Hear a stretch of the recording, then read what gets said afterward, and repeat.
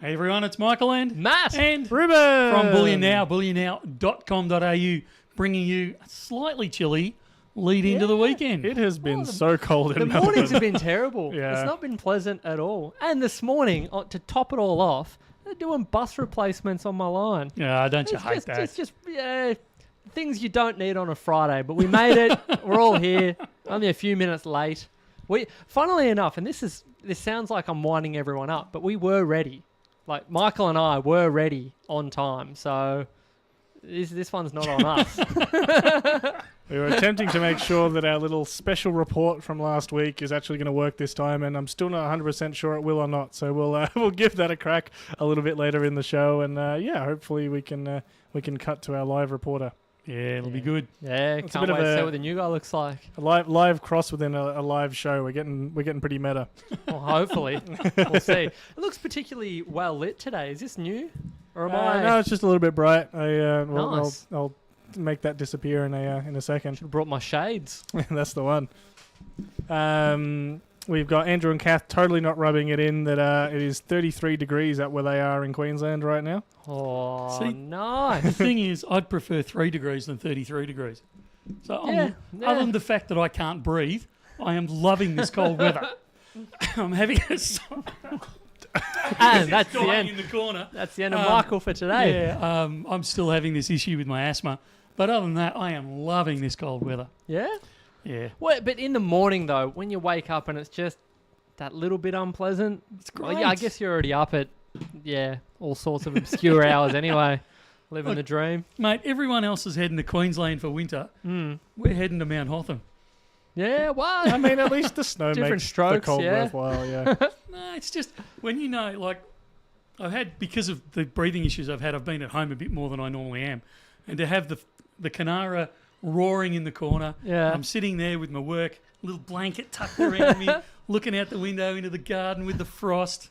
Mate, it's paradise. I love it. you Love sound it. like, what's the bloke's name who wrote Charlie and the Chocolate Factory? Roald Dahl. Roald Dahl, yeah. He used to sit in his garden shed with his blankie over his legs, typing away. There you go. Even James Howard in the UK has got it warmer. They're going through a bit of a hot patch. 28 degrees there next week. Really? They'll be Wow. dropping off the perch left, right, and centre at 28. Unreal. We've got, I think it was Greg joining us from Ho Chi Minh City. That's the one that Wow. kills me. 36 degrees with 80% humidity. Yeah. That just sucks. Yeah, swimming down the street. That's right. You just can't get out of it when you get high Yeah. humidity. Mortified Stacker attempting to spread some misinformation, talking about how the counter in the Sydney store's a lot better and that it's nice and cozy in the Sydney store. There's a lot of wishful thinking going on there. Maybe they'll will it into existence if they talk about it enough. Yeah, that's the one. Well, it's all good fun. So what do we got for today?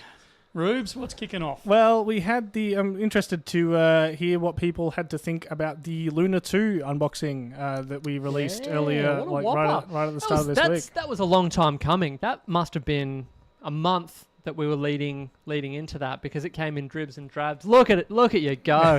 Sorry, I love throwing out that. Yeah.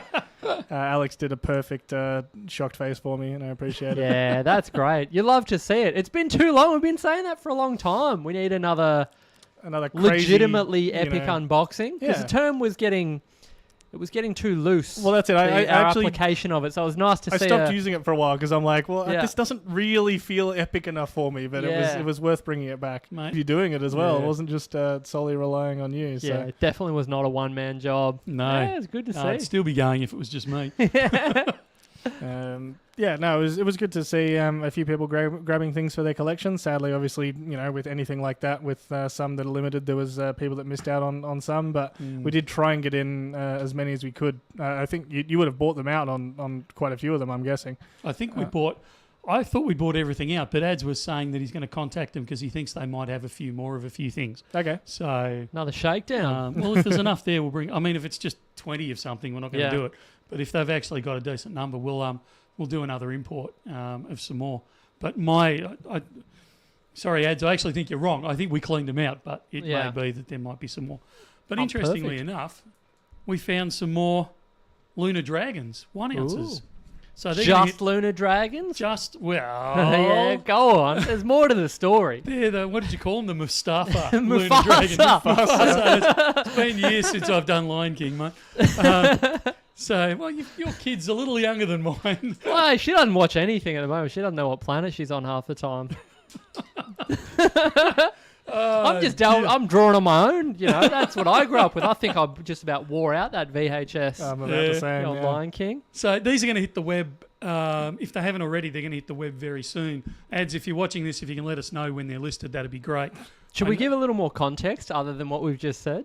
We didn't really elaborate. Have you got photos, Ruth? I don't.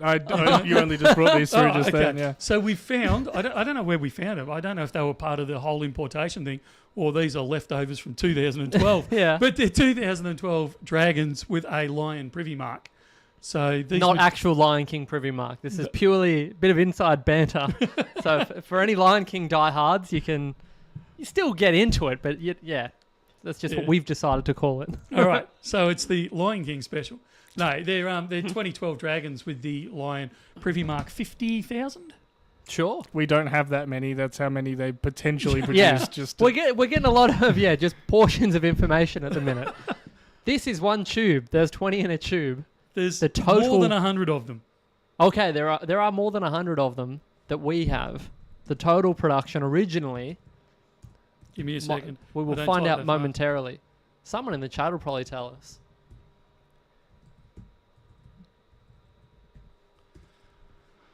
I think their let's have a computers are look. frozen. It's not that cold, mate. 2012. why have they Koala put a lion. lion on it? BJ It wants was to know. 200,000. Why would they put a lion privy mark on there? What does it symbolize? There you go, Matt. You want Pride. To give your version? Pride Rock. Wasn't this basically? Oh no, Adam's just messaged me asking what price. I'm getting flashbacks, Oh, We've Michael. already done the pricing on this. I gave it to Get ready, everyone. Yeah, people are rubbing their hands together with glee right now. So we'll see what happens. Watch this space carefully. But basically, wasn't it technically an opportunity for the Mint to increase production on incredibly popular releases? That's So how it kicked yeah. off. But that was with the dragon, wasn't it? That was the first time they did the Yeah. privy mark on the Lunar. Yeah, because the yeah. dragon just is universal. Yeah. Regardless of whether or not you're even born in the year of the dragon, it's just Yeah. super cool. So, yeah, that was the problem.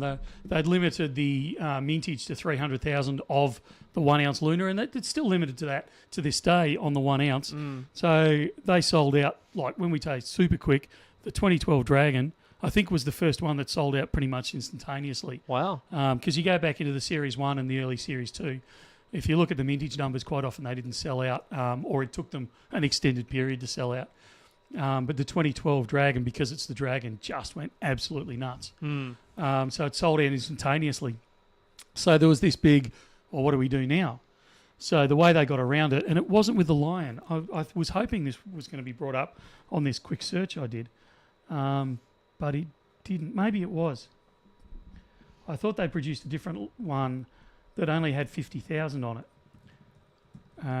But anyway, Is it a the bear? Dragon's 200,000, and that's the way they stepped around the 300,000 limit, was to stick this stamp on it.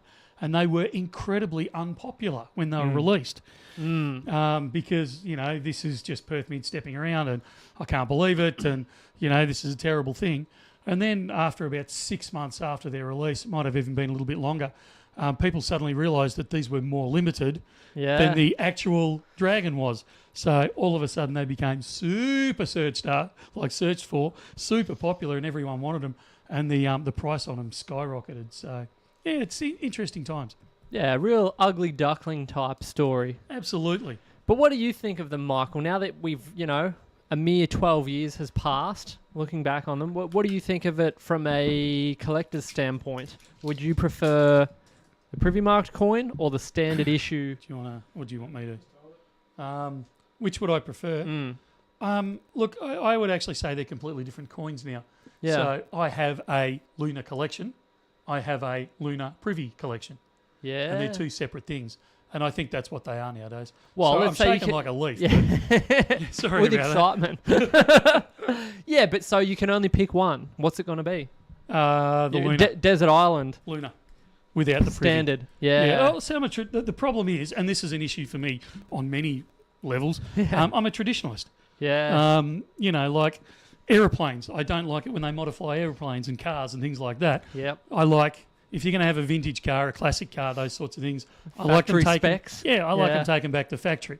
I don't like it when they rebore them and do all sorts of strange things to them.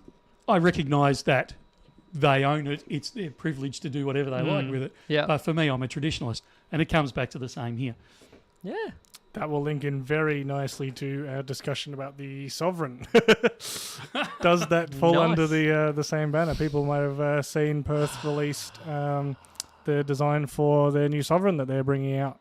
I'll quickly throw up a photo of that one there. Can you move those two bottles, mate? I can't read. Yeah. The chances they're coming in. What do you think, Matt?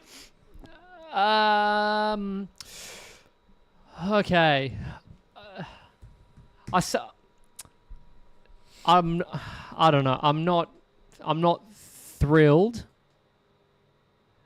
It feels like, look, I have always been almost like a broken record in that everyone knows that I love a bit of change. Anytime we take a departure from tradition or take it in a new direction. However, I reserve my right to still be critical and difficult to please. And it's not really my cup of tea. I think that just stylistically, I guess everyone has their own preferences, whether it be, well, this is art, right? So I guess ultimately you go into an art gallery, there are going to be certain things that resonate with you or stylistically that you enjoy. But for me, the whole thing just doesn't quite hit my personal preference mark in terms of the font feels a little like an afterthought. I've sort of grown accustomed now to seeing the Kookaburra and the koala with the fancy font, and it feels like it all integrates nicely to the whole, the whole image. Whereas this one, if you look at the text, it almost just feels like... Yeah, but I hated the text on when they released it for the tiger, I think. It was the Kookaburra and kangaroo in for the year of the tiger. Yeah, yeah. So whatever year that was, I'm showing my lack of foresight here. Yeah. But yeah, I hated it. I love it now. Yeah, but I hated the change. Exactly, but the change was... I felt like that was a bit of a... I don't know, this isn't the appropriate word for it. It sounds like I'm overstating, but it was a bit of a brave move from a design perspective to have that much of a departure from a conventional plain text, which is what we were used to. And I feel like this, in that sense, is a return to a plain text. It feels like I almost am of the opinion that, with the Australia and the date, if you're going to do something differently, push the boat the whole way out and really go for something totally different. It feels... But they're very much going for that. I mean, if you look at their 125th anniversary design, normal, like the bullion coin and whatever that they've released, in the last couple of months, I think that is deliberately trying to be reminiscent of designs past, and I'd say that they're doing the same thing here. Yep, and I guess that also, though, that has the additional design aspects to it. There's more going on. There's no real background to this. Yeah. It's kind of... and I can see how and fully appreciate that they're referencing the original Sovereign, the St. George and the Dragon design, obviously.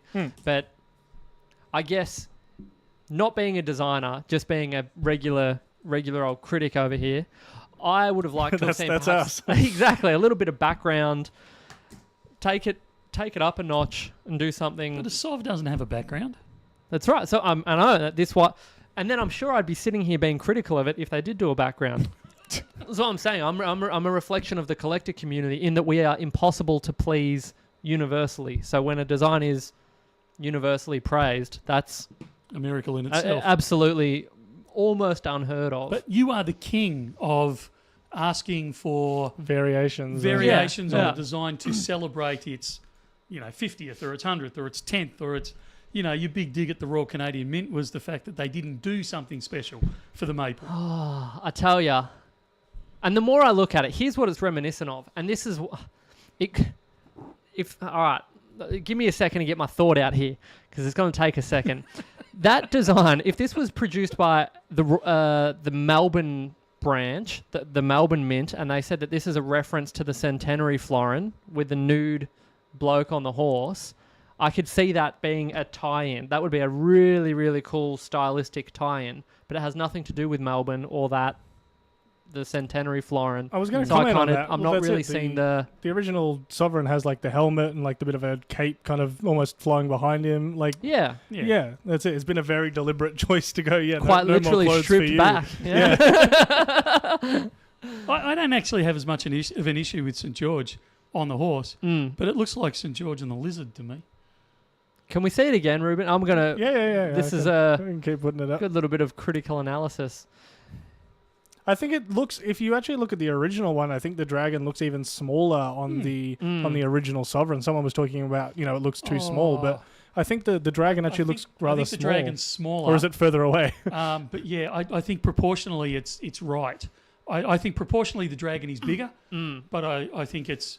I mean, you're looking at a fairly large planchet there. Yeah. That's not a standard size planchet. You got a sovereign next to it. Of course, it's going to look smaller. Yeah. It doesn't grab me, this design, I've got to admit. Yep. The same, but is it, like for me, whenever I react to things like that, I always come back to what I said a few moments ago about being a traditionalist. Is it just the fact that it's changed and this will grow on me over a few years? Well, Senior Ding Dong's comment there is it'll be a huge future hit now because no one likes it. Yeah. Well, it's entirely possible. It's It would absolutely not be the first time that something exactly like that has happened, but it's a tricky one. And it's like a piece of music, a piece of art. It's not necessarily everyone's cup of tea. So I don't want do we know who designed it? Surely that's been revealed. I don't want the designer to think that I'm not a fan of their work. It's just not a hit for me this time. Not quickly seeing it where I was at, but someone in the chat might know. Yeah, it'd be on all the... Jennifer McKenna. Okay, so if you're watching Jennifer, you've done it. You've taken a very historical design and taken it in a little more of a modern direction, but it's not for me. Not for me yet. Who knows? Maybe this time next year, someone will cut out this little section of the stream and say, Matt, remember when you said that? And then I'm here saying it's the best. I love it. So who knows? And similarly, this is also without seeing it in hand. It wouldn't be the first time that we've been a little critical and then seen a coin in hand and thought, okay, that has actually... Like with the conversation you had with Lucas when he was saying that there are times where you put together your rendering and whatnot of a coin and you have it in your mind's eye and then you see it in hand and it's, the properties change drastically. So we'll wait and see. Look, I take my hat off to all the designers over at Perth Mint. A, they're brilliant. They really are. And B, it's probably one of the most difficult jobs on earth. Because totally thankless. Absolutely. And all you hear is the criticism because the guys that like it don't make a big deal of it. No. Or they make a big deal of it, but they don't acknowledge who's designed it. Yeah. So that's why you're doing good work, Jennifer. I don't want to feel, this is not a negative channel. I feel like I've just sort of had a little whinge, but it's all good stuff. But then the problem is you get two rabbits like us get in front of a camera and go, but we don't. Yeah, we know better. But not only do they have to come up with a design, in this case a new design on an old take or a new take on an old design, but then they have to think, well, what metals is this going to be produced in? And the different variations. Will there be an antiqued version? Will it be gilded? Will it be coloured? Yeah. So, they've got to come up with a design that crosses several formats. When what's-his-name designed the Mona Lisa, he slapped it up on a bit of canvas and wasn't thinking, well, hang on, what if somebody produces this on clay or on, on wood or on a coin or, it was just mate, I'm just slapping it up on the canvas. PCK. Easy street. Someone else said before that the packaging with it is quite nice and fits with it. I haven't seen that yet, Yeah.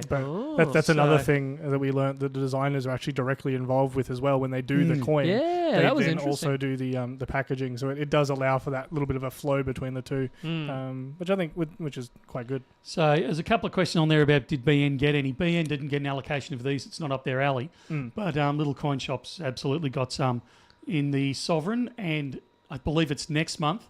They released the double Sovereign and the half Sovereign. Oh, cool. They're doing it in a double.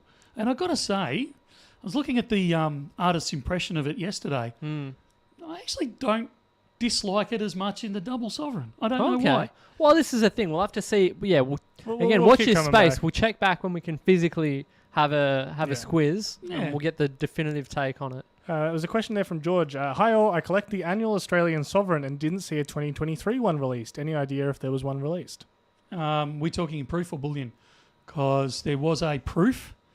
I think the only ones that produce, correct me here, Matt, Royal Mint are the only ones that produce a bullion Sovereign every year. Yeah, that's right. Yeah. So, but Perth produced their annual Sovereign last year. So yeah, very. I actually quite like their proof. Their proof sovs. I think they do. Excuse me. I think they do a great job with them. Yeah, absolutely. Totally agree. So the big question, come in the proof. Would you buy a bullion version of it? Yeah, I actually would, because at the moment, the more I think about sovereigns, the more I love the tangible. I'm not phrasing it correctly. The tangible, the tactile nature of it. I like being able to, because once upon a time, for those that may be unaware, sovereigns were circulating currency. So we were using them, as in not Michael and I, a little earlier, but in society, we were using them for daily transactions. I'm glad you credited me with that. Yeah, I'll give you a little shout out. They were actually being used. So they were circulating coinage, whereas now you have the proof coins, which are obviously a demonstration of the mint's capacity to produce incredibly high quality collector coins. But bringing it back to the tactile stacker nature of a sovereign, I actually prefer it in a bullion form. Yeah, but Senor Dignog has hit the nail on the head. The problem with the SOV in Australian society now is it incurs GST because it's a 22 carat gold coin. It's not pure. So this is where the dilemma starts. So the proof ones, and the reason they go proof in Australia is because it clearly becomes a GST-able item because it's proof. Yeah. There's none of this argument about, but it's a bullion coin. It shouldn't incur GST. Yeah, but it's not a pure bullion coin, therefore it incurs GST. Yeah, but that makes it so it's not worthwhile. It increases the price on it 10%. So how can you call it a bullion coin? So this is the circular argument that we go round and round and round. And it's why I don't think... I think that's why Perth Mint has steered away from a bullion coin historically, because you can't produce... Look, you could produce. Traditionally, a sovereign coin, if you bought a SOV, wasn't pure. And to produce a non-pure SOV... Do you make it the 0.2354 or do you... Yeah. Which is what they, to their credit, that's what they've done with the proof. Would they do it with a bullion? I don't believe they would. Also, if it's a bullion... Yeah, it's an interesting one. Yeah. Hey, we're getting deep on this stream. This is we're getting right in the weeds. I actually quite enjoy this. It's a very stimulating conversation. Hopefully, if the people watching or listening to us on Spotify just as engaged by this type of finer points as we are. Yeah, look, it's a hard one, and I'm sure Perth Mint struggled over this one as to how do you do it, how do you release it. Yeah, Because they've got whole boardrooms full of people chatting about this, not just two sharpshooters chatting away on a stream. Yeah, I think it would. Yeah, I think if they could produce it, and I'm sure, I was going to say they probably have this argument all the time. I bet they don't have it because it's a non-issue. We can't produce it because it incurs GST. Yeah, job done. Yeah, but I think if they could, it would be incredibly popular in this country.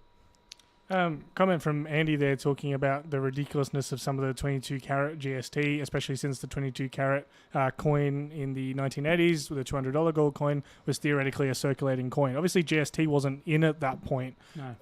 Would it have impacted them if they were if they were considered circulating? No, because a $10 note doesn't incur GST unless it enters the collector realm. Yeah. Or Is this one of those spicy yeah, areas? I think we've done this before. Because what about around 50 cent? Around 50 cent should incur GST. But it's just 50 cents. But you're not. Are you Not transacting selling. it at 50 cents? What if I do? Then it wouldn't incur GST. If you use it to buy your And then they give me a tip for... if you use it to buy Yeah. your milk at Woolies as a 50 cent piece, Yes, I mean, I'll have to the bring like checkout- 20 of them. Yeah. but and the checkout chick would have a heart attack because she'd never recognise around 50 cent piece. But let's get over that part of Yeah. it. If you used it as currency, as you used it to pay your bill as a 50 cent piece, there would be no GST on it. However, if I sold it as bullion now in the shop, it would incur GST because I'm not selling it for 50 cents. I'm selling it as a non-pure bullion item. I actually don't know what they're worth at the moment. $16, $20, whatever. Whatever it is. But what if you sold it for $1? No, because it's more than its face value. So if you sell it for $1, you're still doing GST. Yeah. Easy. What was the question? I'm not sure I remember either. But as soon as you've got to look at the intent behind the transaction. If the transaction, if the $10 note that you're using, or in the argument you're using there, around 50 cent piece, if it's being used as a $10 note or a 50 cent piece, there is no GST because it's being used in its original form as a currency, as a dollar. Yeah. If you're using it as a collector piece, it's proof. It's a collector's item. It's now worth, your $10 note is now worth $1,000 because it's a first issue and it was handled by Elvis Presley. It now incurs GST because it's no longer being used as a $10 note. It's now a goods or service. Okay, let me hit you with a scenario. Since we're in the weeds, anyone watching is yawning. Just give us a sec, but we're about to wrap this segment up. But let's say you have a $200 gold coin. The price of gold goes down so much so that it's only worth intrinsic value becomes $205. And it's a $200 gold coin. It would incur GST. It's the same as when we sell things at spot at the moment. And people claim the GST leaving the country. So Krugerrand, we were selling Krugerrands at spot for a while there. Yep. So if you you bought a Krugerrand from us and then went overseas, you could claim the GST as you went back through customs. Yep. And you would have bought your gold 10% below spot, effectively. Nice.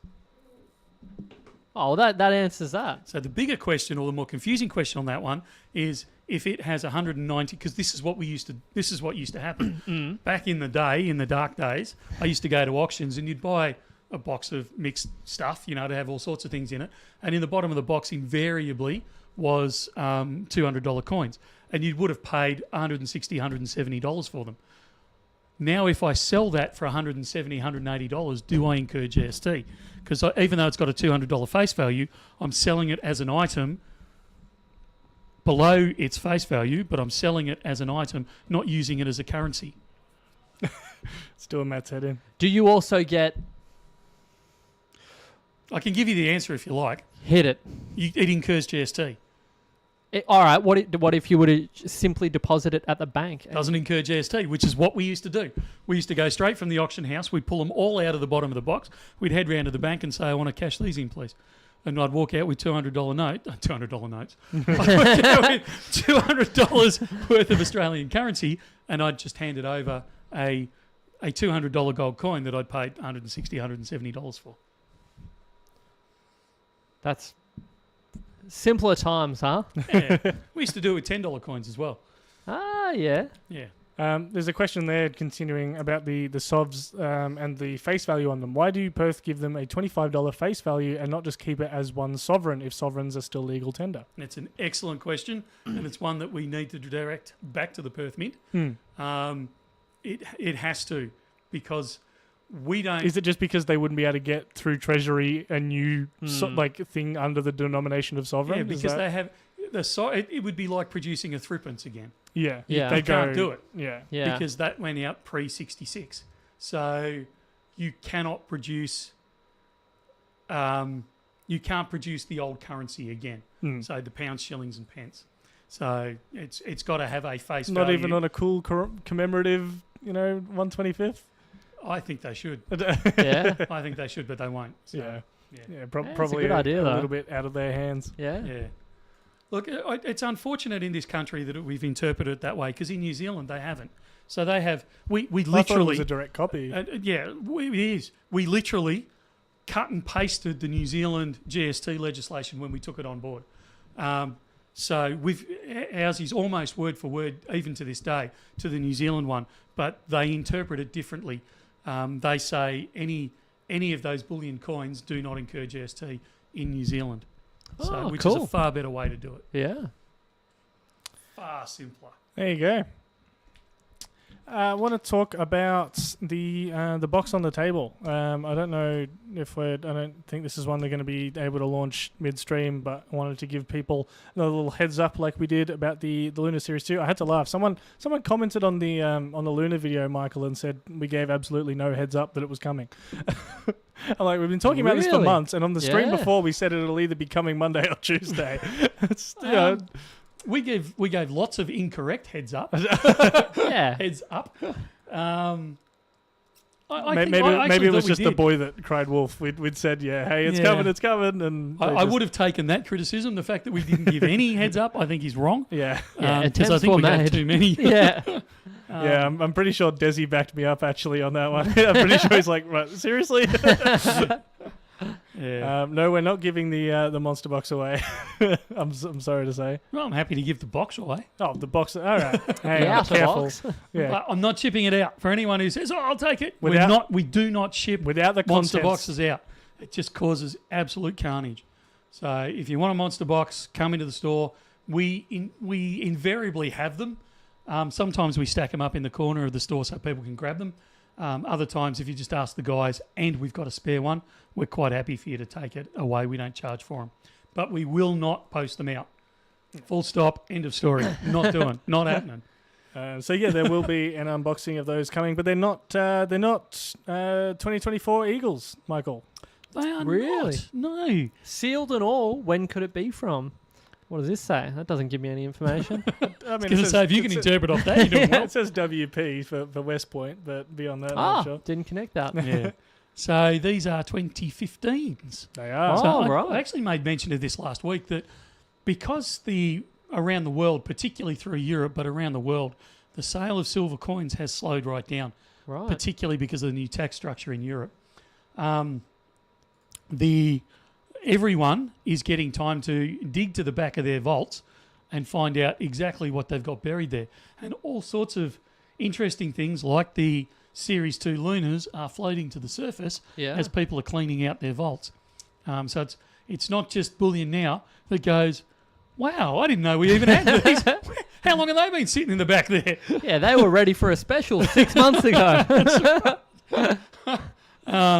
So we sourced these 2015s. They are brand newies. I don't know if you can still call a 2015 coin a brand new one. Wow, it's still got your. Still got the tapes on. Yeah. Almost 10 years old at this point. Yeah. We're not going to open it though. It seems a shame to. We opened one on the video, but we have deliberately kept those there as a So sale box. this one, there are, and we talk about this on the video, so when we release it, you'll see it. There are some freaks of nature out there like me that collect odd things.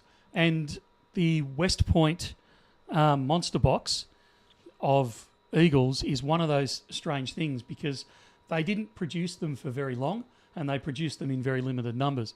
So when they turned up and they still had the West Point straps around them, we opened one of the boxes just to prove the contents. Yep. And we didn't open the others. And I don't, Rubes, do you remember if all the other boxes were West Point?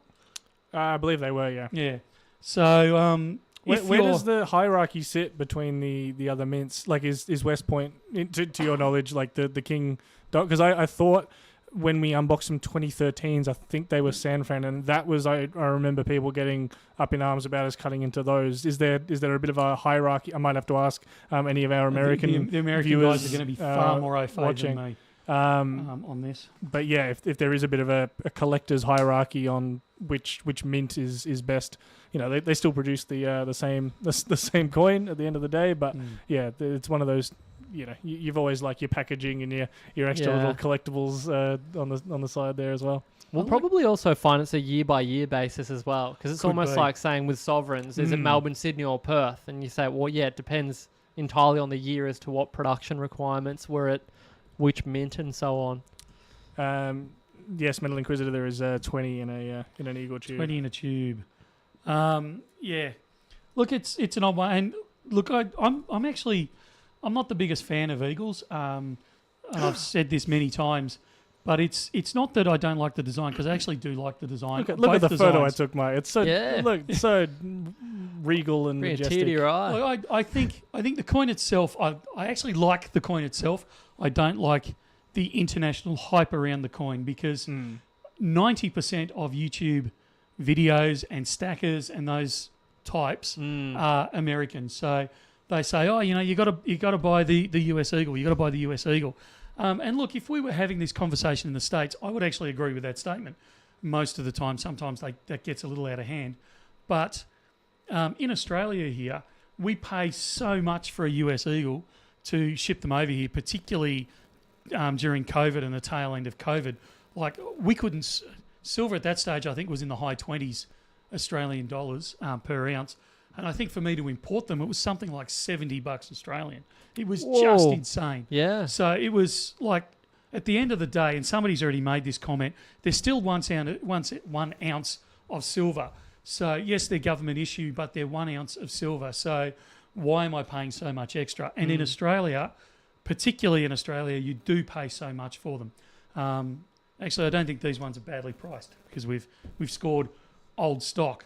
But you're still paying more than you will for a kangaroo. So if you're just after 1 ounce of silver, my suggestion is buy a Perth Mid kangaroo. Why wouldn't you? They're cheap and cheerful. They're an Australian product. You're not paying the international fees to import them into the country. Go for it. But if you want some US Eagles because you like them, and I think everyone should have some in their stack just for a bit of variety, then this is the way to go. Get them now. Get them. I would suggest get them when we launch them anyway. Yeah, get the older stock. You'll pay a little bit less for them, and they're brand new and they look brand new. They're a great coin. They're the Type 1, obviously, because of their age. Yeah, they're a good time to grab them. I know pre-COVID and when the prices were starting to creep up, that's it. I saw a lot of YouTubers and things out of the US definitely pumping them up, hyping them up. Has that attention, has that recommendation stayed throughout the last couple of years, even alongside the price rises? Yeah, look, because we've got someone there in chat saying I buy more Perth mint than US mint from Michigan. Look, we did. I say no. People kept recommending them and chasing them, and that's why the price went so high. Because with the US mints, they don't make them freely available. No, they are done through I think it's 5 different dealers have the exclusive to the US mint Eagles, and you have to source them through those. It's either 4 or 5. Through those 4 or 5 dealers, you cannot go anywhere else. So they've got a bit of an oligopoly on it. So the price was driven up. It got to a point where the Americans were chasing almost anything but the Eagle because they became too expensive. So that was where we saw price rises. Man, I'm struggling with English today. Yeah, get it together. We saw major price rises in the Canadian maple because that was their next go-to. And then the Brits and particularly the Australian kangaroos started to move up in price internationally to a point where we could still source them off the Perth Mint at our normal pricing, but we were being offered more than Australian retail price by the dealers in the States to take our allocations and our orders because they were starting to become rare. So we did see that push out into the other brands, but by far and above, everyone that's in the States prefers the US Eagle, and it drives them it drives the price up for the rest of us internationally. Speaking there about the maple and the Canadians, Phil says, have you heard about the Canadian Mint not buying silver at the moment? I can't say I've heard any whispers or rumours of that. Yeah. Canadian Mint. Yeah. Fan. No, we like it. I was trying to come up with a fancier word, but Yeah. yeah, fan. Yeah. I haven't heard anything from my buddies over in Canada. They haven't worded me up. Funnily enough, I don't actually speak to anyone in Canada, so this is purely, made up. So no, I haven't heard anything about that. I have been hoping for some product out of Canada for a while. Adam, who I know is watching, because he gave me a hard time about getting silver buffaloes in, but I am chasing some products out of the Royal Canadian Mint, because I love their stuff. Their bars, their coins, they do a great job. Yeah, they're so cool. They do a great job. Yeah. There's no doubt about The it. fact that they implemented their Mint Shield technology, that reactiveness to an issue, seeing that they were having trouble with milk spotting on their coins, to acknowledge it and then do the research and development to bring in technology. Michael's having a little bit Do you want to just mute Michael for a minute? I'm stepping back. I'll just you and I'll have a conversation. Yeah, just me. Just one-on-one. Matt and Ruben, quick little sidebar. I just thought that was incredibly cool that they did that. That they, acknowledged an issue, implemented technology to resolve it, and it actually worked. And as a result, after some trial and error, that's the only thing I'd say is Well, there that was was the a few thing. products like, oh, we fixed it, and then lo and behold, it hasn't. But it was kind of one of those problems that you can't know if it solved it unless you wait, a year or two to. And that check. used to almost be one of the. You have your XRF and whatnot, but you'd say, Has it I've got milk a maple. spotted?" Is it covered in milk spots? All right, it's probably legit. Yeah. So absolutely cool to see them solve that problem. And now if only they would sell that technology to a few other places, we'd have some great coins. Michael's literally dodging. Quick, next subject. Michael's back. Gonna say, is it safe to come back yet? There's been quite a few people asking this one, Michael. I know it's been a little bit of a point of stress and contention, and we may not actually be able to say anything yet, but there's a few people asking about a date for the new Pakenham store that we've been talking about. Can we give any further info? No, I can't. This is one of the reasons it took a little bit longer to get some updates and stuff, is we are hanging on some fairly key info, but I cannot. I don't know if I can say the word incompetent. I cannot believe the incompetence of real estate agents. And no, look, it's probably not his fault. It's the other side. We've been ready. I've never been in a situation before where the bank is like getting cranky because I won't take their money off them. Now, it's not I can't, because the other side is not completing what they have to complete for the transaction to go through.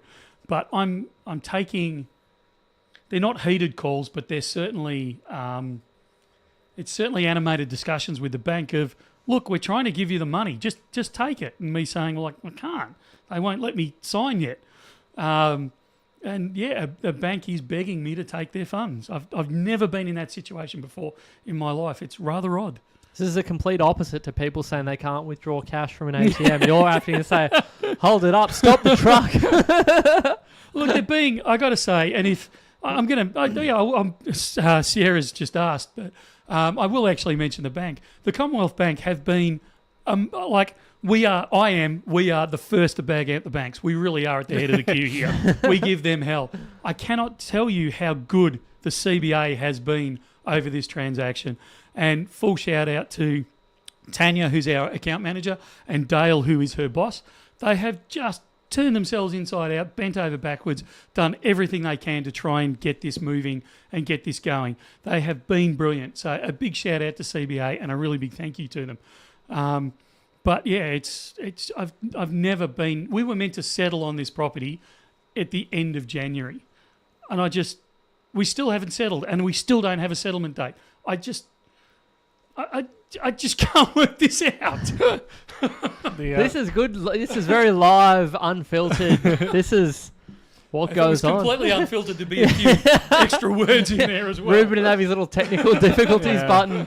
BJ reckons take the money from the bank, convert it into gold bars, then buy the Pakenham store with gold bars. Tell you what, I would have done a heck of a lot better if I'd taken the money January 30th, converted it into gold, and then been sitting on it ever since. I'd be up 20%. Gee whiz. So we're hoping this side of 2024 then? I'm hoping this side of, mate, He's hoping This tomorrow. side- But I've given this up decade? hoping. Yeah. he's given up hope. Yeah, that's sad. That's rough. You hate to see it. I don't know what to say. It's got to be costing the other side a fortune, assuming they've got a loan against it, which they will because they're a developer. I don't understand their logic. Just do it. Like, it's got to be costing you a fortune in interest or opportunity cost, whichever way you want to cut this up. Like, Meddling seriously, Critter guys. reckons Christmas grand opening. Yeah, we'll have to do a bit of a Christmas barbecue. That'll be the it's like in aviation. We used to say, yeah, look, it'll be ready by Christmas. just not sure which Christmas. We just never Yeah. specified which year. Yeah, that's it. Dear. One of the other things on our list to talk about today, Michael, was the Swan. There's been some delays on the Swan, sadly, by the sounds of it, but not the usual culprit of Treasury. Different tyre. I don't know if we're allowed to talk about this. No, it's never stopped us before. We've So- come this far, yeah. Yeah, it's an interesting one. So, the Swan was meant to be released early next month, and we got an email 2 days ago. I think that's right. I might be slightly out of my time frame, but about 2 days ago, we got an email saying, "Put in your orders. We're going to be delivering the Swan fairly soon." Yep. Perth Mint is ahead of schedule. 4 marks there, Perth Mint. Well done. So, put in your order and we'll get the Swan. Now, just for clarity, we don't have access to the Silver Swan. We only get access to the Gold Swan. Yep. But Nice preempting there. the pre-order is in, place your orders sort of thing. 24 hours later, we got a, please don't place your orders. We're delaying the release on this till September. So, a bit of digging around. It seems that Europe doesn't want to release at the moment because it's summer holidays over there.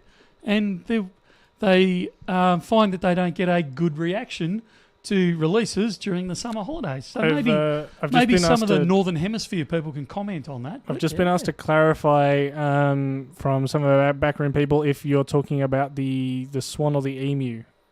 Oh, garbage. I might be talking about the Emu.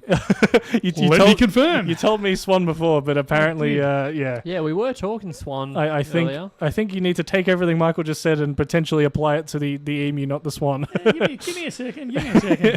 But the rest of the info is still good, just slightly wrong coin. But okay, so insert embarrassed face here. Yep. You are correct. It is the Emu. It's the Emu. Oh, there you go.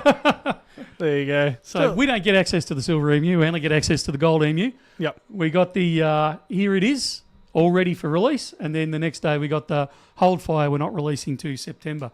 So I don't know if any of the Northern Hemispherians that are on the chat can make comment on this. They probably can't. They're on the beach. They're on a summer holiday. Yeah, just hanging out. They're on holidays. 28 degrees in the UK. Absolutely. Yeah. So Wait, interesting one. so what? Hang on. Let's back it up then. So what about the Swan? Is Is the Swan even in think- the mix here, or are we just totally? Someone's saying the Swan's already out. So yeah. Well, I was Oh, just really? going to say the same thing. I'm pretty sure the Swan is already out, but let me check just to make sure. yeah. There's the 20. It's Can you not tell really, I'm dialed in, Ruben? well, it's not really a release that's super on our radar because it's not one that we get. To be totally honest, We get the gold. We do just get don't the- get the silver. yeah. No, there is absolutely. Fairly easy. I just look at the releases for today, and the Swan is on there and in stock. So yeah, the Swan's already out. Oh. It's the Emu. No, so just- stop asking about the Swan, everyone. It's already here. I'm blaming the asthma, lack of oxygen to the brain. I'm blaming the cold.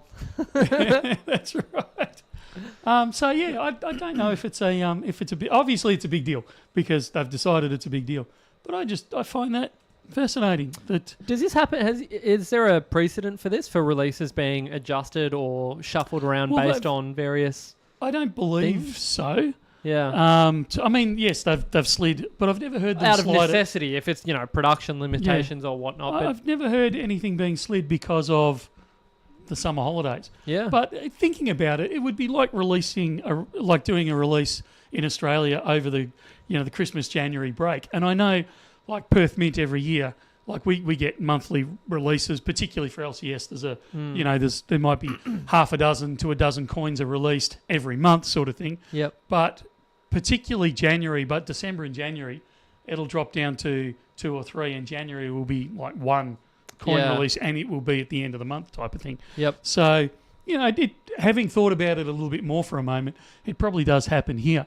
But yeah, particularly over there, they said no, because apparently the emu was released in June last year, and didn't get a great reception. Huh. So fascinating things that we're still learning about. Yeah. Oh, the more you know. There's a couple of clarifications people are after on future releases while we're on the topic. Obviously the weekly question about the Great Southern Land coin, and if that is likely to be seen before Christmas. Yeah, it'll be seen before Christmas. Okay. Don't know which one, but no, look, it should be out. It's certainly planned for. I know when we were in Perth, I think they used it's stuck in Treasury comment. But it's certainly, the design's been done, the packaging's been done. It's all good to go. Obviously, if it goes on too long, it'll reach that point. But is there likely to be a point where it gets delayed so long that they just go, it's not worth it, we're counting it for the year? Or now that the work's already been done in preparing it and presumably getting everything ready for it, that they're going to launch as soon as they get the go ahead? Yeah. Look, I don't work for the Perth Mint. I don't have a special hotline into the Perth Mint or anything along those lines. From what I saw when I was over in Perth last time, it's all done and dusted. They're just waiting for the tick off. So yeah, okay. I would be surprised. I think what we'd more likely see is it doesn't get ticked off early enough, and they release it in 2025. Yeah, but it's still stamped and dated 2024. Yeah, we saw a little bit of we've seen a little bit of that recently. And Desi's saying there's some rumours going around about the rectangular dragon being cancelled, just because of how late we are on that one now as well. You've said previously that you've seen the design. But I don't believe they're cancelling. I don't think that's true. But again, look, I mean, I want to emphasise here, I don't work for the Perth Mint. We don't have a hotline in there. Yeah, sure, I deal with them on a pretty much daily basis, but it's not like they phone me up and say, hey, this is what we're thinking, what do you reckon? I'm reading the tea leaves the same as anyone else. Yeah. As far as I'm aware, the Dragon is absolutely still going to be released this year. Well, I think one of the things people have to go on is previous year release times. They'll look at our videos or just roughly when Perth released it in previous years, and if it's a few months after that period, I think people start to look at their watch and go, hang on a minute, is this actually coming, or have they decided to can it? Look, it's Perth Mint. Perth Mint are doing a great job to bring everything back online, back in production since the hiccups from. And this actually started pre-COVID, even though we blame COVID for it. And COVID was a big problem. But they had some hiccups in production prior to COVID. And then we ran into COVID, all hell broke loose.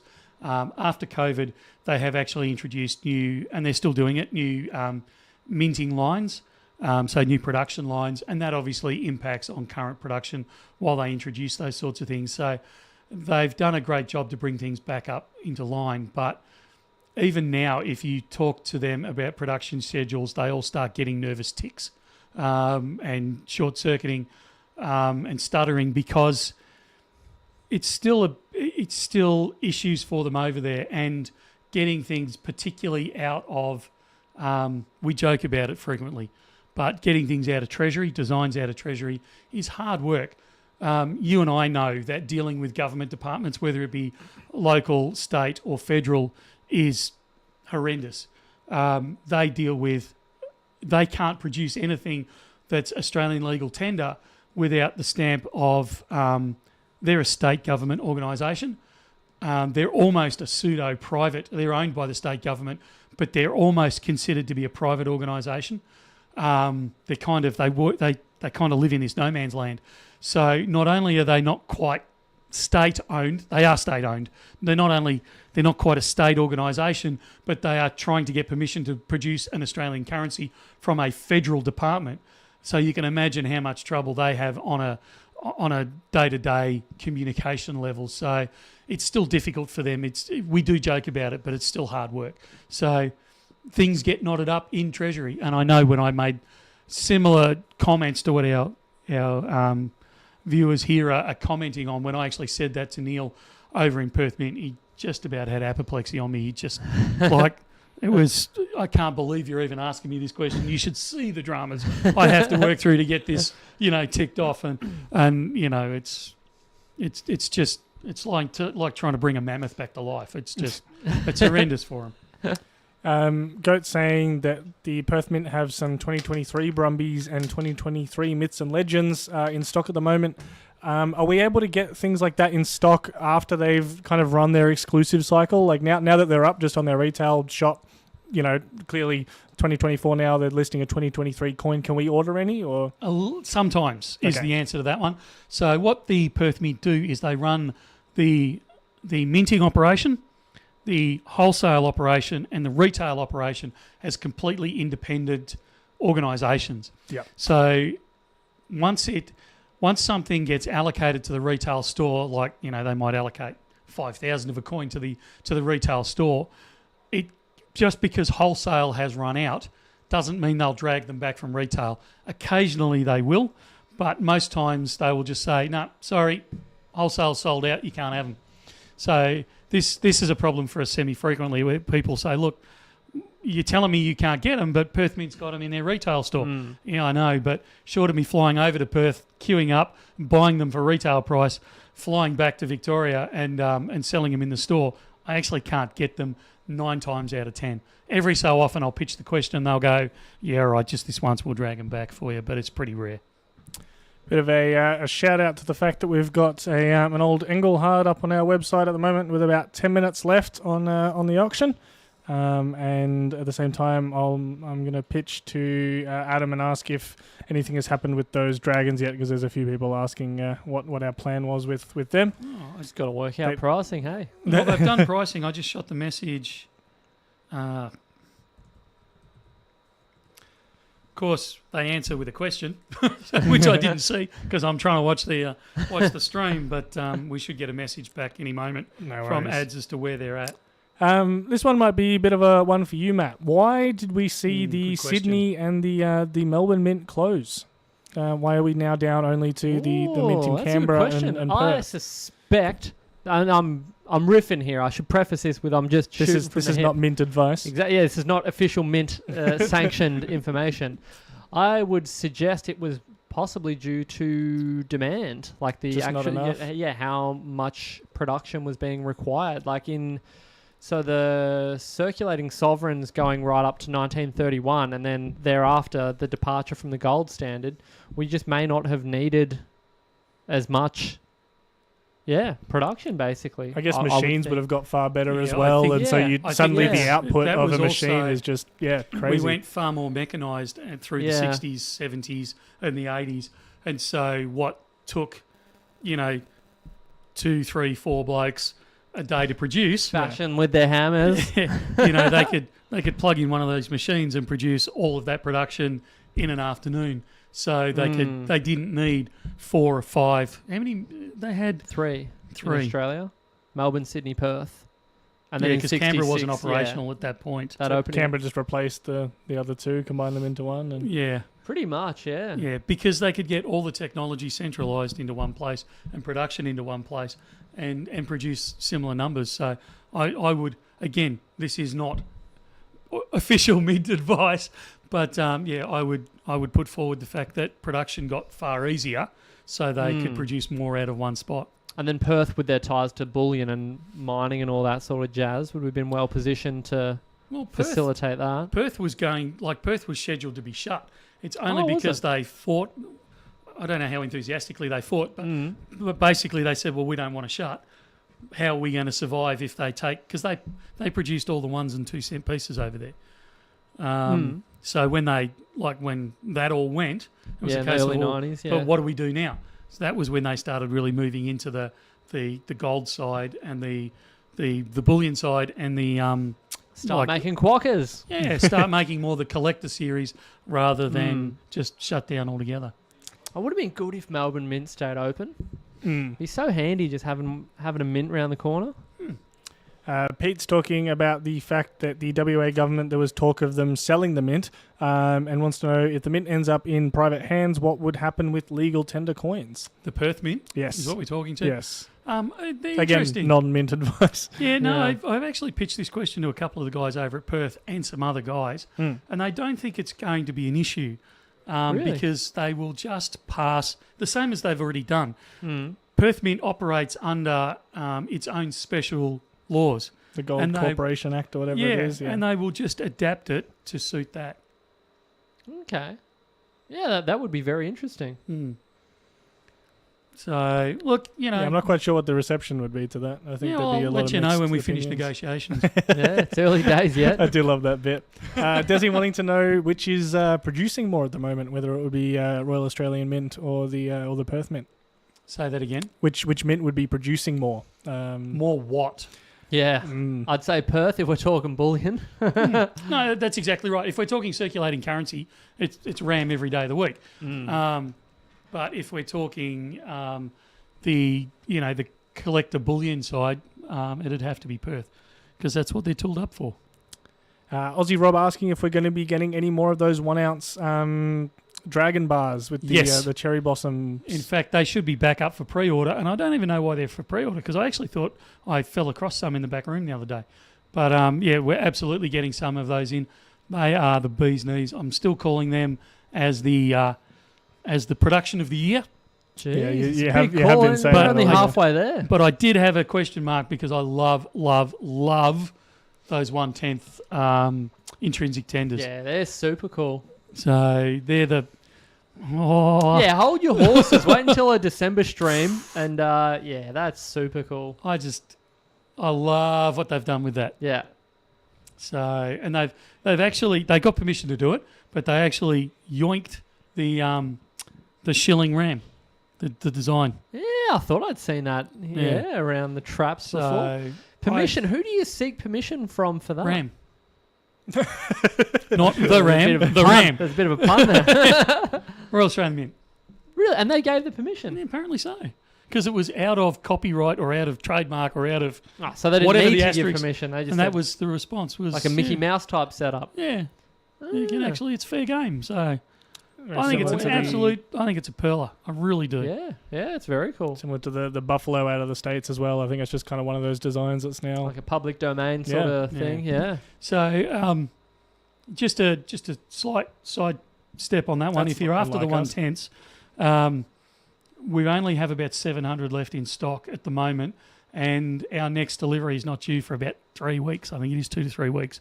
So we may. I tried like mad to make sure we didn't run out, but there may be a gap there of a week or two. So if you need them desperately for a present or for whatever reason, grab them a little bit earlier rather than later because we may have a gap for a few weeks. But don't stress, we are getting more in. They just might be out of stock for a couple of weeks. That's all.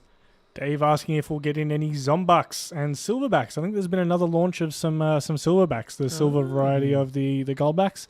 I think that they were just a one-off thing, I think, previously done for Silver Dragons, but I think there's been some more released, so there's been a few more people chasing them, I think. Yeah. The short answer is no, not yet. But I know that Adam's looking at putting in an order for some. So For the Silverbacks or the Zombucks or both? I think it was the golds for now, the Goldbacks, rather than the silvers. But Okay. he'll be listening to this, so maybe inquire about the silver backs as well, mate. The Zombucks, I don't know, they're not on my radar at the moment, so maybe we should have a look at those. I do have a couple in my stack. I think they are pretty cool. We do have some silver buffaloes Oh, really? either about to arrive or have just arrived, and they're a new brand of buffalo. Yeah, okay. Produced We've by seen a couple over the years. Yeah, I think there was Isn't it one at a time. We had almost 3 at one time. Oh, yeah, Pamp ones. Pamp started producing What? buffaloes. So I haven't seen them in real life yet. Got a huge hopes for them because Well, if it's Pamp, it's got to be of a certain caliber. yeah, well that's right. Some of the buffs, the quality on some of the production buffs can be a little not terrible, but certainly not, cutting edge quality. Yeah, it doesn't blow you away, sort of thing. Yeah. But I hear buff. I don't think high premium. I hear Pamp. I think high premium. it's So a what's the deal? bit of Where is No, it they're going not to high. land? I think they are a fraction more than a standard buff, but I don't Okay. think they've pushed the boat out on it. Well, the quality better be PAMP standard, otherwise look out. That's actually my slight concern because I suspect they've contracted out the production of them because of the pricing. They've contracted out the production of them to... There's a whole stack. I don't want to go too far down this road because it's going to upset a few people. But coming out of COVID, there was humongous demand for particularly coins and rounds in silver. Huge demand. And the refineries, the mints, the production facilities could not keep up. So they all started buying machines, like all the presses and all that stuff, and getting them installed. And it's not like you phone up the minting products are us and they deliver them the next day and install them. You've got 12 months, 18 months, 2 years lead time on them. So the problem is that all these production facilities have all been put in place, and we've had the change of tax law in Europe on 1 ounce silver coins. We've had the end of COVID. The excess has come off, so there's not so many being sold now. So there's a lot of these production facilities are sitting idle. So they will desperately take on production from anyone, sort of thing. So I'm wondering if PAMP has actually gone to one of these guys and said, "Hey, do you want to produce us some buffaloes?" And they've started churning them out. So I'm a little worried about quality. No way. This is Well, PAMP. we'll see. Anyone else, my eyebrows would be up. Now, no doubt, PAMP they've not missed yet. So Yeah, I'm given full faith. That is the only reason that we got them in. Yeah. Because I said, well, they're PAMPs, they've got to be okay. PAMP Yep. wouldn't put their name to them if they weren't. But I'm hoping like mad. This could be wild. Yeah. So we're not going to hold back. If they're no good, you'll hear about it. Yeah, I'm a little apprehensive on this one. But look, we had a conversation with a manufacturer in the US, and I'm not going to mention the name, but a lot of people would know them. And they were saying, look, we've got the capacity to produce 50,000 coins per shift, per 8-hour shift. That's their excess capacity. Excess. This is just sort of... You're already walking. This is just bubblegum you're chewing. Holy moly. 50,000 per 8-hour shift. That's huge.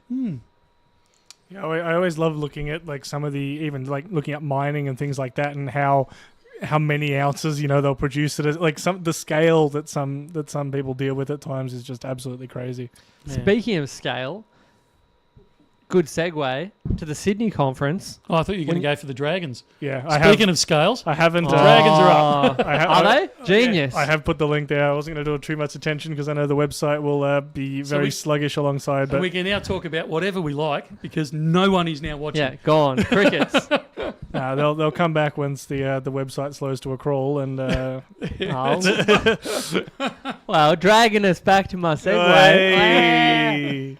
Sydney conference, huh? What's the story? That's about as corny as we could get that one. It's never stopped Yeah, us my before. first one was all right, I thought, but I just sort of made a mess of it.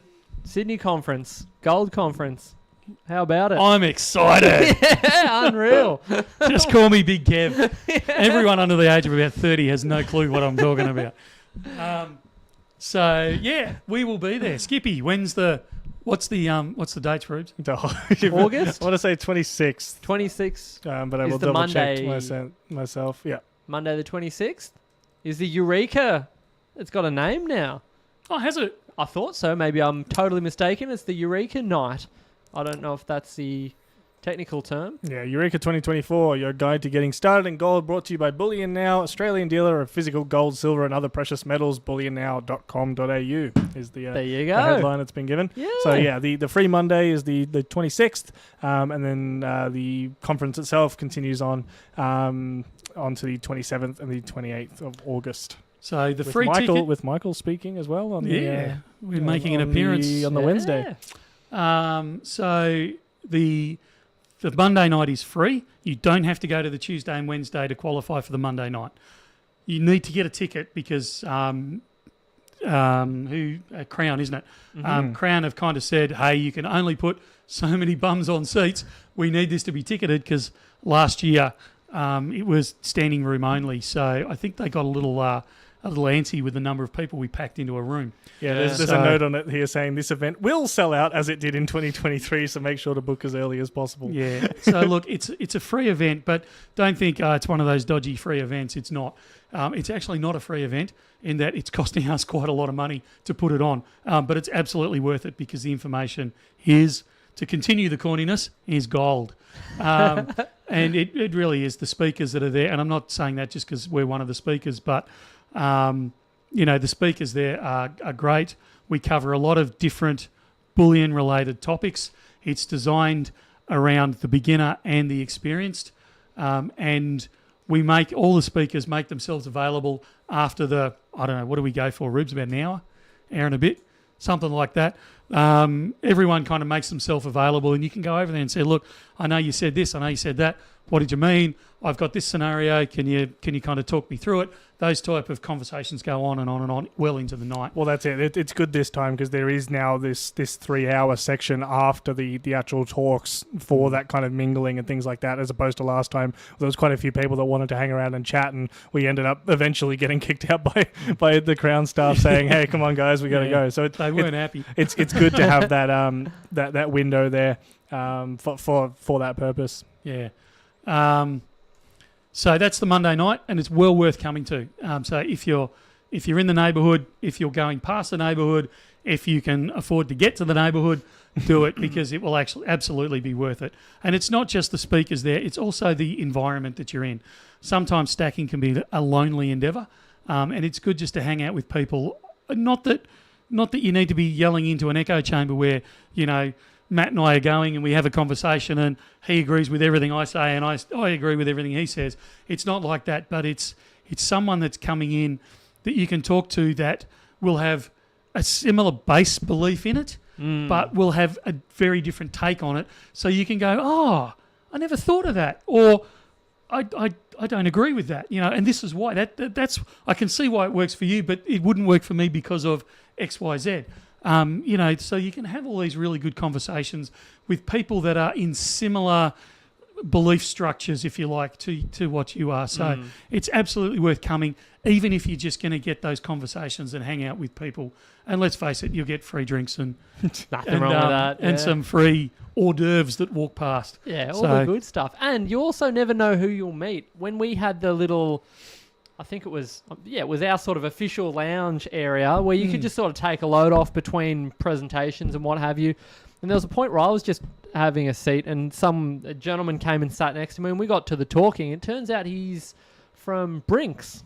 And we're just chatting away and talking about all the things that I'd never thought too deeply about when it comes to the logistics of moving large volumes of bullion. He was telling me some stories that were absolutely unbelievable. And just in general, when you're at an event like that, you only need to just take a seat and just have a chat with whoever you happen to sit next to, and you're probably going to find, like you said earlier, you've got some similar interests or a similar basis that you're coming from, but there's some really fascinating people that you'll get to meet in person, and that's the kind of thing that you can't. I was having this conversation with my wife the other day. She was at a conference, and I said, you have Zoom events and things like that, which is that's one thing, but you cannot recreate those chance encounters where you both you're standing at the bar waiting for your drink or whatever it is, and you just start chatting with the person next to you who you would have never crossed paths with, and next thing you know, you're over at their booth hearing about the mining exploration project they've got on the go or something like that. And these are the kinds of people that you can meet at these events. It really was, I said it last stream as well, like you can see real fish out of water energy from some of us blokes from Bullion Now walking around in this real fancy Crown venue, but it's a hoot and it's a lot of fun. And we met a lot of it's been a few times now, so the past 2 times we've met all sorts of interesting people, and the conversations you have people would not have in front of a camera. Well, you even found that with a couple of your interviews. By the end of it they said, hang on, I have to walk it back that's right on that. But even like taking your Brinks conversation, there is no way he would admit to having those conversations on a camera. Like, he just wouldn't do it. No. Well, it's also not appropriate, I guess. Like, some of the stuff you chat about just casually. It's really interesting. So, look, I mean, the whole reason people laugh at us because we go all the way to Berlin to have a conversation with Perth Mint. You know, they're 3 hours down the... Well, they're not. They're 4 hours down the road. But we go all the way to Berlin to go and meet with Perth Mint. And people say, oh, you could do it by the phone. You could do it via... No. Yeah, No. and RAM and New Zealand, like it's people in our side of the globe. The conversations that you have face to face, particularly over a beer, but the conversations you have face to face are just far more valuable than anything you're going to get over Zoom. And you're never going to convince me that a Zoom call and a Zoom conference is better than doing face to face business. It does not. It's just, you can do the basics, but you'll find that, and we find when we get back from Berlin, we have a far better relationship. So when I phone Perth Mint, they know who I am. You know, the new guys have met me. They've shaken my hand. We've shared a beer and terrible German pizza. And, you know, we have a bit of a laugh. And they'll phone me and say, look, don't tell anyone else, but we've got these in stock. They're just about to run out. Do you want them? Because they feel like they know you. You've developed a rapport. So absolutely, if you can get there to these types of conferences, they are worth their weight in gold. Genius. Moving on from the Monday night, the Tuesday, the Wednesday is still, it does cost a bit to go there, but it's absolutely worthwhile because you will get to meet and chat with the CEO of XYZ Mining Company. And, you know, you'll talk to refiners there and those types of things. So you actually get the real conversations, not the official releases that have been sanitised by the legal department. You can actually have face-to-face real conversations with these people about, you know, investment in mining companies, investing in metals and those types of things. Yes, absolutely, it is miners dominated, but there is still a lot of other conversations going on in and around the place. And I said this last time, and this is also just a big plug of the venue. We came away from it the last time and the time before, and I said the food alone, super. So I think I crunched a few numbers and said, I think this is worth it. Even if you had no interest in metals whatsoever, they bring out.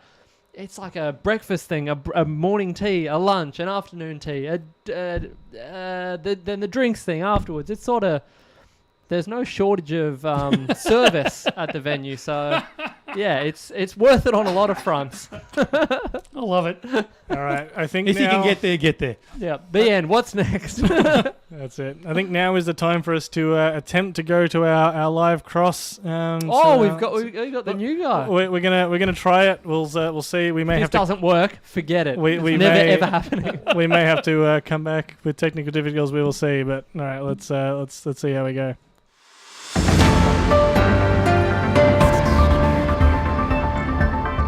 Thanks, Matt. Let's take a look at the current prices against this time last week. We can see that gold is at $3,542.27 an ounce, which is a 1.7% increase from last week.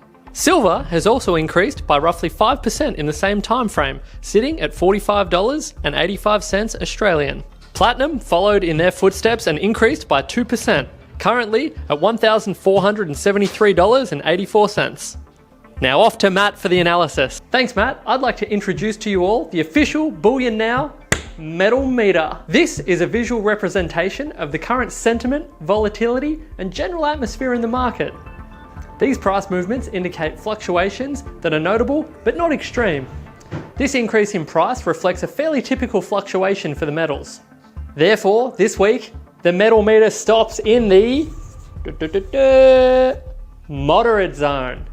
My forecast predicts that the price of all three metals will do one of two things: increase a lot, or maybe a little, or decrease a lot, or maybe a bit also. We'll have to wait and see. 60% of the time, I'm correct every time. Now back to you in the studio.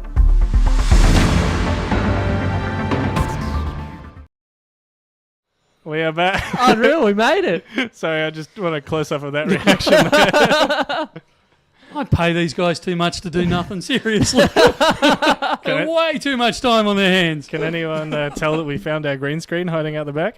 Unreal. It was a little bit more chaotic given the moderate reading, but it was good to have. Yeah, I didn't expect to see that much of destruction for a moderate readout. But So let me get the summary right. So the price of gold, it might go up, it might go down, or it might stay where it is. I like to think that I could do a bit of technical analysis. Because let's get down to brass tacks. Ultimately, that's where it lands. It could go up, could go down. Or it could stay where it is. Could stay where it is. Ultimately, there you go. Perfect. I don't know where to point.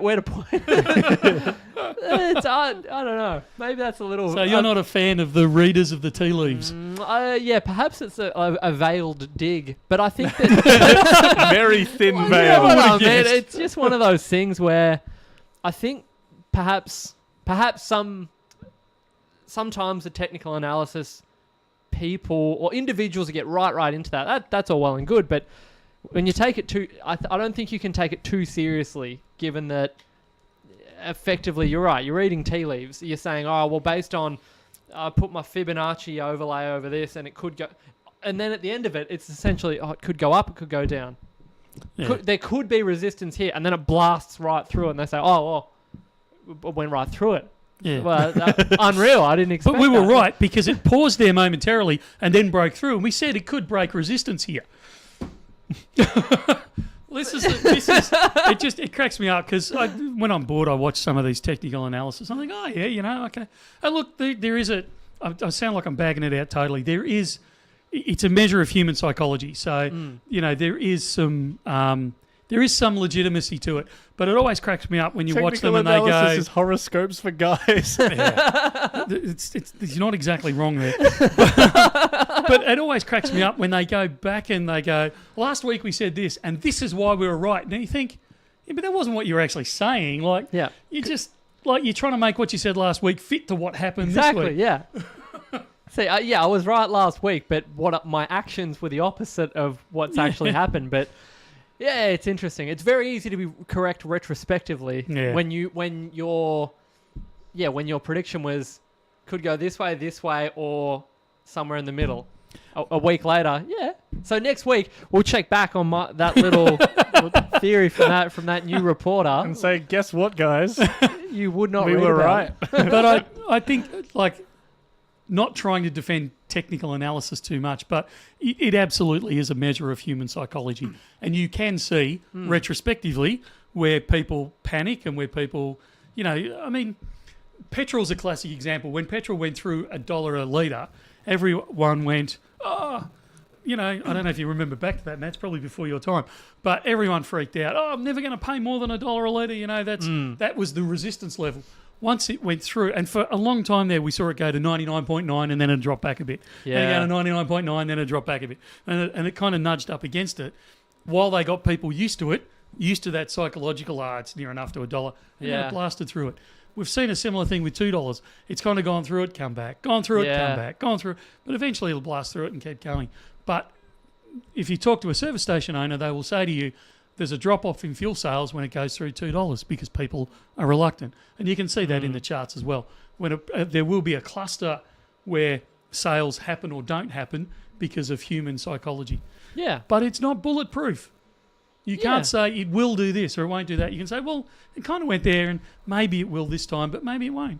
And I often, when looking at charts and things like that, I'm a firm believer of the expression that gets thrown around a lot in this industry, which is that history doesn't always repeat itself, but it often rhymes. Yeah. So I can see, especially when you notice certain patterns and things like that, but it just makes me chuckle when people say things with a degree of certainty, and if you're right, if it doesn't play out, then all of a sudden, I don't know, I'll stretch the timeline a little more. And there are a few things, the wind was a few degrees off during that prediction, but so you got to have a laugh with these things sometimes. Sometimes. On that topic, I've seen just browsing the internet and things, there's been a big push lately with the use of AI and some of these, like bots that'll tell you, hey, buy this, sell that.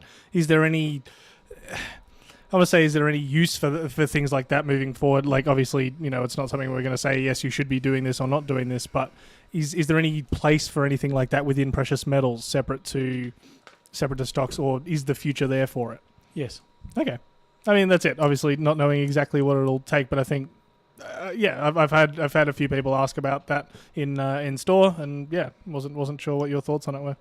Here's my old-fashioned view of AI. Look, I think AI is great, and I think it'll do wonderful things for us as a race. I think it has the potential to do a hell of a lot of damage to the human race. But one thing AI I don't think will ever be able to do is replicate or understand the quirkiness of a human. And I think that's where AI will be great as an assistant. I don't think it'll be great as a replacement, because you can design a whole marketing program around with AI, and it will be a really incredible marketing program. And you can do that now. But if you think back to the TV adverts and things like that you remember, that stick with you for the rest of your life, and I can speak as a 50-plus-year-old, I can go back to adverts that I can still recite as a teen from when I was in my teens, and they're the quirky ones, the odd ones, the the things that you're not going to get out of an algorithm. If I say anyone on here that's my age or older, if I say not happy Jan, they know exactly what I'm talking about. The younger members won't. But it was a quirky, offbeat advert for Yellow Pages. Yeah, but if you throw enough data at an AI of those kind of ads working, if you say, well, hey, here's one that really works, here's another one that was really weird that really works, eventually it'll reach the point where it goes, hey, all I need to do is create something completely unexpected, completely random, and that humans will find funny, and that will sell. But as soon as you do that, it becomes standard. Yeah. And it's the quirkiness, it's the offbeatness that humans have that it can't. I don't think AI, and look, 10 years' time, people might watch this and laugh at me, but I don't think you can't distill that quirkiness in the human race down to an algorithm. And I think that's the difference between AI and the human race, is we have this unpredictability. And yeah, sure, the coneheads amongst us will say all unpredictability is predictable, I can chart it out. But there is always that oddity. And you see it in chess, which is incredibly mathematical. But it's the quirkiness in chess that will throw the computer away, that will throw the chess master away. They can't handle that quirkiness. And we see this in human nature across the board. I reckon we're coming up to the end here. There was one thing you were potentially going to be teasing for an upcoming Perth event. Are we going to talk about that this week? Yeah, Desi, just to calm you down, Desi, because I've scared you with AI. Yeah, just relax, mate. So we're going to run a bit of a poll. Yeah, about time. We haven't seen one. We did one about the SOV earlier. We haven't seen another one in a little while, so let's... So we are contemplating. We are starting the negotiation. We are floating it out there. So the release of the Lunar Snake will occur sometime around that September-ish period. We are starting to see if we can negotiate an exclusive with the Perth Mint, that we take a group of the the Bullion Now family, we gather over at the Perth Mint for an exclusive release. What we're thinking of, what we're trying to organise, and look, there's no promises yet. Perth Mint certainly haven't committed to this. So we're just kind of floating the idea to see if the Bullion Now family would be interested in a gathering over at the Perth Mint. We will try and get access to the designer, so you can have a chat to the designer of the Lunar Snake. We're hoping to have access to some of the Perth Mint team. We're hoping to have access to the coin itself, so you can buy the coin exclusively there. We're hoping to get a bit of a back areas. Behind the scenes. Yeah. What do you call it at a concert? Backstage pass? Yeah, we're trying to get backstage tours, that sort of thing. Is this something that the Bullion Now family would be interested in us pushing out with the Perth Mint? Absolutely, it's in Perth. If you're not a sand groper, you're going to have to get yourself over there. And even if you are a sand groper and you live in the north of the state, you're going to have to get yourself there. So it's going to cost you money to get there. But is this something that you would like us to push the Perth Mint, or I shouldn't say push, to request of the Perth Mint? It would be limited numbers. Perth Mint would say, sure, they haven't agreed to anything yet. I want to be really upfront about this. If they agreed to it, they would say something along the lines of, we can fit 50 people in here. So it would be absolutely limited numbers. But is this something that you would like us to pursue with the Perth Mint, is my question. We're in the positives on the yes, over 60%. Less than I thought. I thought this would. I think for a lot of people, it comes down, even from the comments there, people saying yes, if you could fly me over. I think for a lot of people, it's simply the location, like getting to see some of those. Getting to see some of those things is obviously a super cool thing. I think it comes down to no, I'm not going to be able to make my way over there, basically, is what I would assume a lot of the no's are based around, but I'm happy to be corrected on that. At the end of the day, I'm sure that I could get some of the Perth Mint guys to swing past here. Next time Neil's in town, we should actually pitch that to him. See if he'll come on the live stream and have a yarn with us. I don't think Arena would. Maybe. I don't know. I'll ask her. But yeah, if we could get some of the guys over here, and we could probably do a meet and greet. And we've threatened many times to bring Lucas over. And I think that'd be great if we could bring Lucas over here. But at the end of the day, would we be talking? It'd be September, October? September. Yeah. September is the anticipated release. Whether it happens in September is a different matter. But September is the anticipated release. But at the end of the day, the Perth Mint's in WA. Yeah. It is what it is. There's nothing I can do about that one. I think it would come down, a few people there saying with enough notice. So, if it is something that's going to happen, I think it's something hopefully we can get some yeses or nos we're not officially. Really known for. Yeah, I was going to say, Matty's trying to steer us away from the well-trod path of Bullion Now of, let's do that. Yeah. Tomorrow. Yeah. So next week, guys. Well, 10 minutes time, like poor old Adam when I said to him last week, just do it. We have a bit of a habit of doing that. This one we're actually trying to plan ahead, believe it or not. Yeah. But that's it. I'd say even if you hadn't checked out the Mint before, this would be the best way of doing it because it's not absolutely. just, it's a bit of a VIP tour if it was to happen. So. And look, Perth Mint's a beautiful city to visit. And while you're there, you can trundle on over to Quokka Island. Rottnest Island. Yeah. We should get you over there and you can do a guided tour. Unreal, yeah. With my spirit animal. That's right. If you can't make it over, just come and hang out with me. You get the pointed by the stream. That's the one. So look, it looks like it's worth doing this. 2/3 of people have said, look, I'd be interested in. And look, this isn't a commitment. I'm not asking you to front $1,000 now to pay a deposit.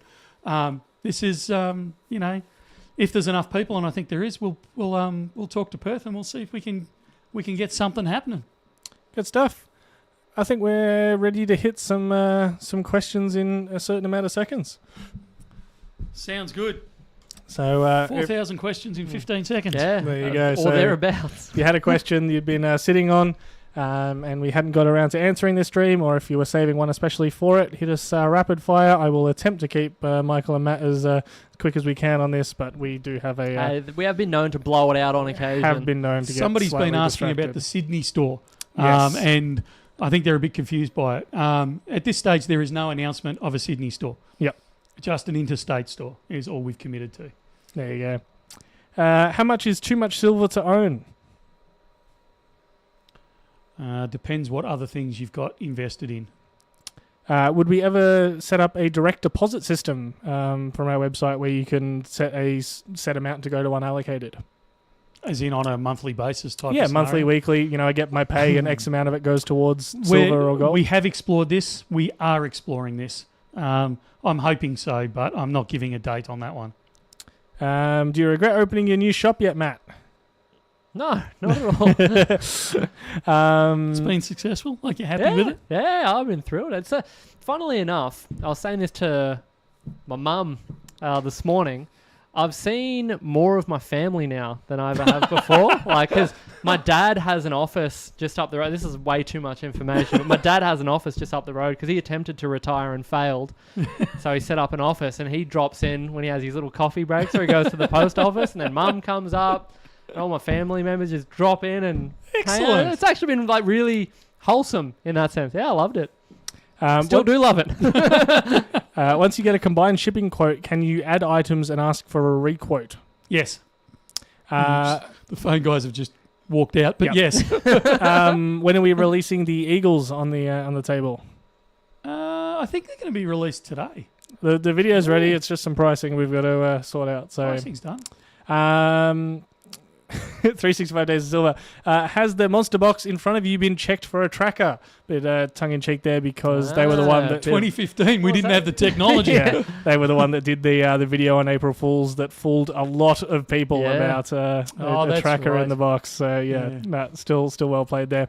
Any updates on the hiring that we spoke about? Interviewed some really good people. Still looking for more. There's going to be a few, particularly once we get Pakenham nailed down, there'll be several more positions going. So if you want to send in a resume to us, resume, RESUME, at bullionnow.com.au. Does interstate also potentially mean inter-territory? I have to say Darwin has been floated a couple of times. Been trying to get a quote for combined shipping. Yeah, I saw this one. Yeah, will I end up being charged for storage as I'm No. several days past the 3 months? No, you won't be. Look, I'm going to take 30 seconds here. I have to apologise. We came off a long weekend last week, which always increases our email load, and we had a bit of sickness during the week, and we've also did the storage emails went out earlier this week as well for the next 12 months because we go financial year on storage. So the guys on the emails have been absolutely swamped. So our aim is to always respond within 24 hours of an email. We are nowhere near that. So for anyone that's waiting for an email, I humbly apologise. We are just drowning at the moment. We are grinding through them as quick as we can. We will get to you.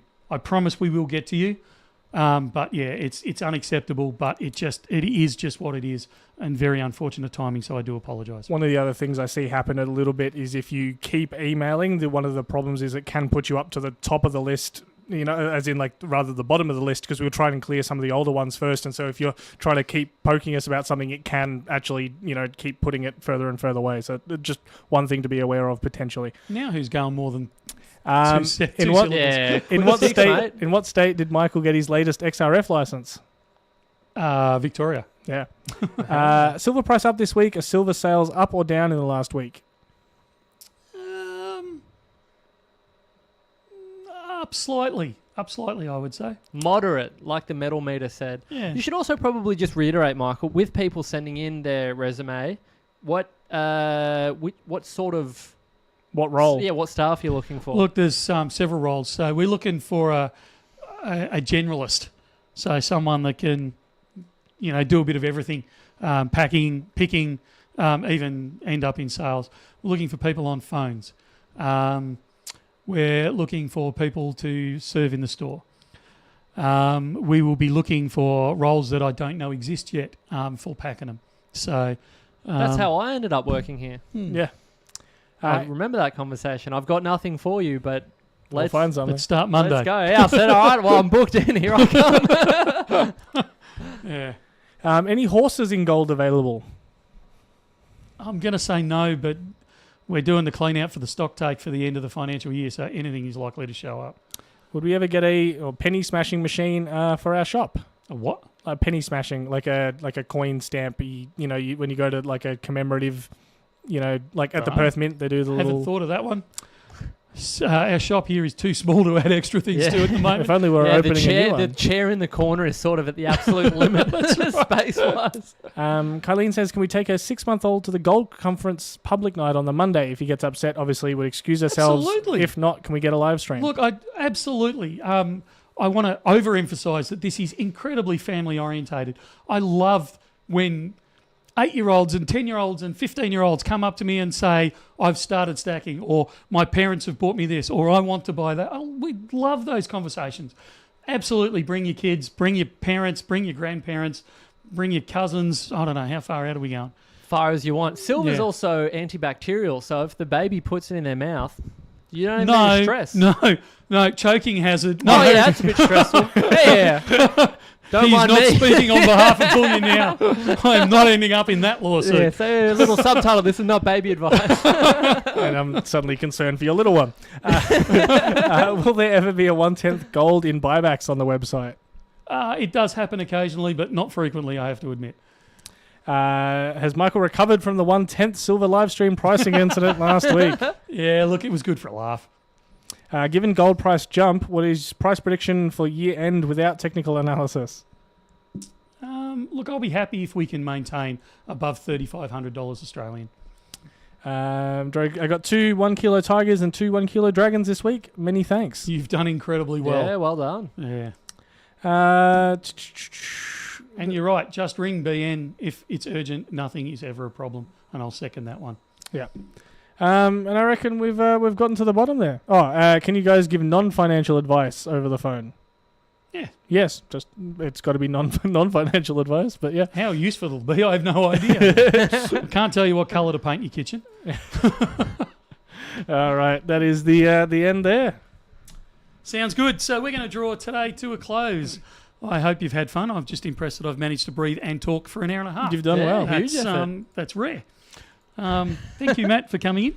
Yeah, Always pleasure a as pleasure. always. Thanks for having me. No worries. Anything exciting coming up for you in the next week? Perth's still a few weeks off, isn't it? It is. It's next month, so looking forward to that. It'd be good to catch up with our resident coin designer, Lucas, and my understanding is Perth Mint are attending the Money Expo, so it'll be good to see that crew over there and probably some friendly, familiar faces from the BN family as well. Yeah. So that's the Ander Show, which is the coin show in Perth coming up. Give us a date. Mate. All right, come back to you.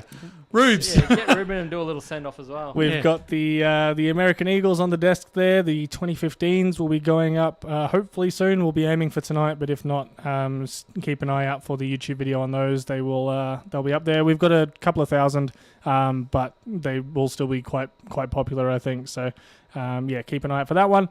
We're now waiting on Perth. Hopefully we will have our behind the scenes tour video coming soon. Just waiting for some clearance from them. So keep an eye out for that one as well.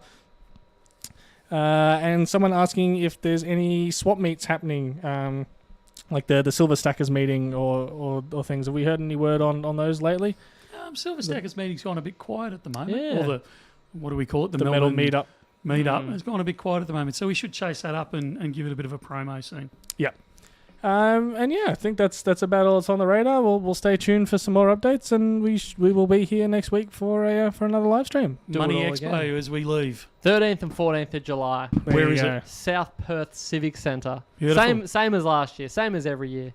Get amongst it. Bullion Now will be back. Well, we're still here, but we will be back again. Store will be open 9 o'clock on Monday morning. We will be on live stream this time, so 2:30 Melbourne time next week. Join us if you can. Matt's getting a bit depressed because ever since he came back, we haven't cracked the 300. I got a haircut for this one as well. Wasn't enough. So I'll maybe get 100 likes. join us again next week and bring someone along as well, just so Matt doesn't have to seek counselling. We will see you again very, very soon. Bye. See ya.